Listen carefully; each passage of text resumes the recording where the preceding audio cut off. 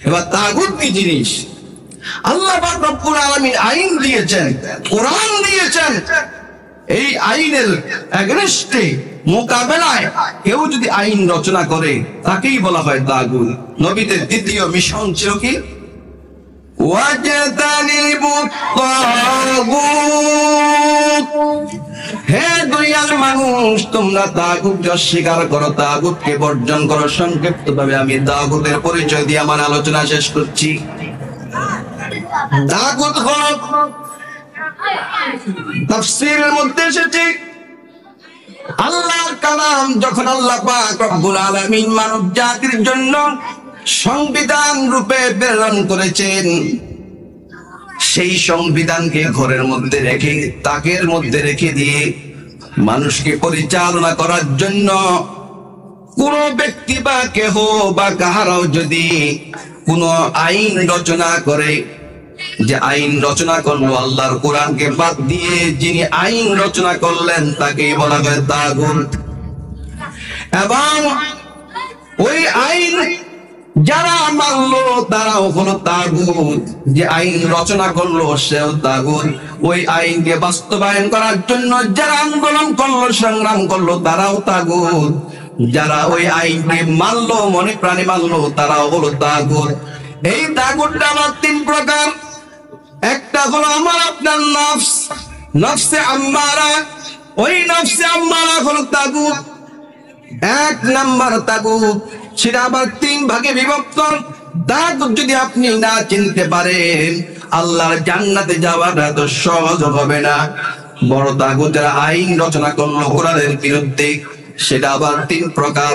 একটা হলো আমার আপনার নফস। দুই নাম্বার হলো আমার কাছের কিছু মানুষ যারা আল্লাহর আইনের বিরুদ্ধে আমাকে আপনাকে পরিচালিত করে, তারাও হলো তাগুত। তিন নাম্বার হলো যারা আল্লাহর আইনকে বাদ দিয়ে মানুষের তৈরি করা আইনের উপর মানুষকে পরিচালিত করে, চলতে বাধ্য করে, তারা হলো তাগুত। এদের সম্পর্কে আল্লাহ পাক রব্বুল আলামিন বলেছেন, ومن أضل ممن اتبع هواه بغير هدى من الله।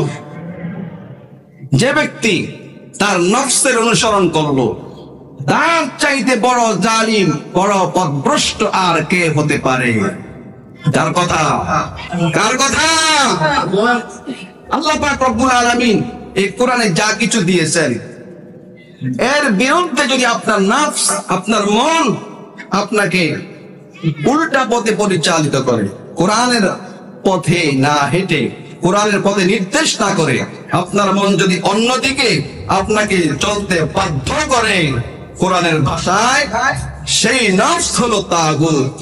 ওই তাগুতের বিরুদ্ধে সংগ্রাম আর অবিরাম চলবে, আজীবন সংগ্রাম, নফসের বিরুদ্ধে সংগ্রাম। রাসূলুল্লাহ সাল্লাল্লাহু আলাইহি ওয়াসাল্লাম 67টি যুদ্ধ পরিচালনা করেছেন। সেই যুদ্ধ পরিচালনা করার পরে রাসূল কারীম সাল্লাল্লাহু আলাইহি ওয়াসাল্লাম বলেছেন, এই যুদ্ধ করার পরে এগুলা হচ্ছে ছোট জিহাদ, ছোট জিহাদ, আর নফসের বিরুদ্ধে জিহাদ করা হলো সবচেয়ে বড় জিহাদ। নফসে চায় কোরআনের বিরুদ্ধে চলতে, কোরআনের আইন বাদ দিয়ে অন্য কোন আইনে জীবন যাপন করতে মন চায়, ওই নফস আপনাকে ভিন্ন পথে নিয়ে গেল, ওই নফসকে বলা হয় তাগুত। আফারাআইতা মান ইত্তাখাযা ইলাহাহু হাওয়া। আফারাআইতা, হে নবী আপনি কি লক্ষ্য করেছেন, মান ইত্তাখাযা ইলাহাহু হাওয়া, যে তার নিজের নফসকে খোদা বানিয়ে নিয়েছে, ইলাহ বানিয়ে নিয়েছে। ইলাহ হলেন আল্লাহ, কিন্তু সে তার নফসকে ইলাহ বানিয়ে নিয়েছে, ওই নফস হলো তাগুত। তাহলে সংগ্রাম, জিহাদ চলবে নফসের বিরুদ্ধে। দুই নাম্বার হলো যার বাবা মা, সন্তান, ভাই, ব্রাদার, আত্মীয় স্বজন, পূর্বপুরুষ, বাপ দাদা তাকে আল্লাহর পথ থেকে ভিন্ন পথে নিয়ে তাকে পরিচালনা করার জন্য চাপ সৃষ্টি করে, নির্দেশ করে, পরিচালিত করে, তাহলে তাগুত। তাদের ব্যাপারে আল্লাহ পাক রব্বুল আলামিন বলেছেন, ওয়া ইযা أنزلallah قالوا بل نتبع ما وجدنا عليه آباءنا আল্লাহ রাব্বুল আলামিন বলেন ওই সমস্ত মানুষদেরকে যখন আমার কিতাবের দিকে আহ্বান করা হয় এবং আমার রাসূলের দিকে আহ্বান করা হয় তখন তারা বলে আমরা আমাদের বাপ দাদা থেকে আমাদের নিজস্ব লোক যারা আছে তাদের থেকে যেটা পেয়েছি সেটাই আমাদের জন্য যথেষ্ট, আমরা কোরআনের কথা হাদিসের কথা মানতে পারবো না। এরকম মানুষ সমাজে আছে না নাই? যেটা কোরআনের কথা এখন মানা যাবে না, এটা সম্ভব না। এই যুগে কোরআন দিয়ে দেশ চালানো সম্ভব নয়, কোরআন দিয়ে সংসার চালানো সমাজ চালানো সম্ভব নয়, এটা অনেক পুরানো জিনিস। এরকম মানুষ সমাজে আছে না নাই? এরা হচ্ছে কি এদেরকে কি বলে? তাগুত। কথা বলেন না কেন? রাগ করছেন? রাগ যদি করে থাকেন, হুজুরের কথা যদি রাগ করে থাকেন, আপনি হুজুরের সাথে রাগ করে যান, অসুবিধা নাই। আপনি কোরআনটা খুলবেন, কোরআন খুলে দেখবেন কোন কোন আয়াত আপনার পছন্দ নয়, আপনি তা লাল কালি দিয়ে দাগ দেন। আপনার নামাজ, আপনার রোজা, আপনার হজ, আপনার যাকাত, এগুলো যদি ইবাদত হতো 30 পারার দরকার ছিল না, এখান থেকে দুইটা পারা নাজিল করলে যথেষ্ট ছিল। 114টি সূরার দরকার ছিল না, 2-1টা সূরাই যথেষ্ট। নামাজ, রোজা, হজ, যাকাতের যদি এতটুকুই যদি ইবাদত হতো, এতটুকু যদি আল্লাহ পাকের উদ্দেশ্য থাকতো, তাহলে সামান্য এত বিশাল কিতাব নাজিল করার কোনো প্রয়োজন ছিল না। আপনি রাগ করেন, আরো রাগ করেন, কোনো সমস্যা নাই।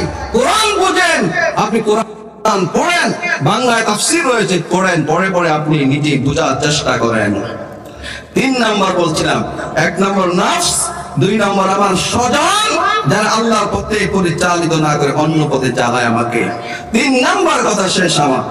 3 নাম্বার হচ্ছে পৃথিবীর যে কোনো মানুষ আপনাকে আল্লাহর কিতাব থেকে ডাইভার্ট করে, আল্লাহর কিতাব থেকে আলাদা করে, আপনাকে ভিন্ন পথে পরিচালিত করে, সেই হচ্ছে তাগুত।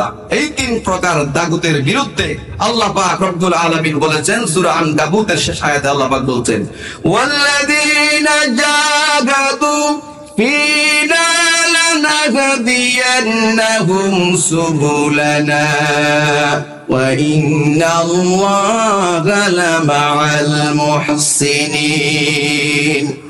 এই তাগুতের বিরুদ্ধে সংগ্রাম করে আমার যেই বান্দা বান্দি আমি আল্লাহ পর্যন্ত পৌঁছার চেষ্টা করে, আমি আল্লাহ রাব্বুল আলামিন আমি আল্লাহ পর্যন্ত পৌঁছার জন্য অসংখ্য রাস্তা খুলে দেব। এই 3 তাগুতের বিরুদ্ধে সংগ্রাম করতে কারা কারা রাজি আছে? হাত তুলে দেখায় কারা কারা রাজি আছে?